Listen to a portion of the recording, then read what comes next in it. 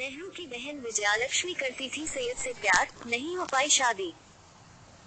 इंदिरा गांधी और सोनिया गांधी का नाम तो सभी को पता है, लेकिन हम आपको बताते हैं नेहरू परिवार की एक और ऐसी महिला के बारे में जिसने पूरी दुनिया में अपनी छाप छोड़ी।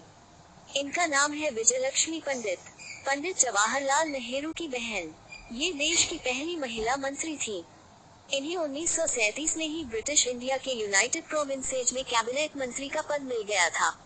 नेहरू से 11 साल छोटी थी। इलाहाबाद से पढ़ाई शुरू की। बाद में गांधी और नेहरू के साथ स्वतंत्रता संग्राम में लीनी। पिता मोतीलाल नेहरू इलाहाबाद में अखबार चलाते थे, दी इंडिपेंडेंट। 1919 में इस अखबार के एडिटर के लिए उन्होंने सैयद हुसैन नाम के लड़के को बुलाया। हुसैन के बारे में कम लोग जानते हैं, पर अपने समय में हुसैन जैसा बोलने वाला कोई था नहीं। इन्होंने अमेरिका में जाकर गांधी के ऊपर लिखकर और लेक्चर देकर इंडिया का डंका बजा दिया था।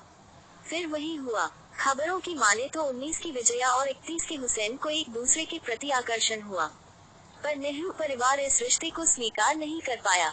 ठीक उसी तरह जैसे इंदिरा फिरोज के रिश्ते को नेहरू ने नकार दिया था। 1922 में हुसैन ने इलाहाबाद छोड़ दिया।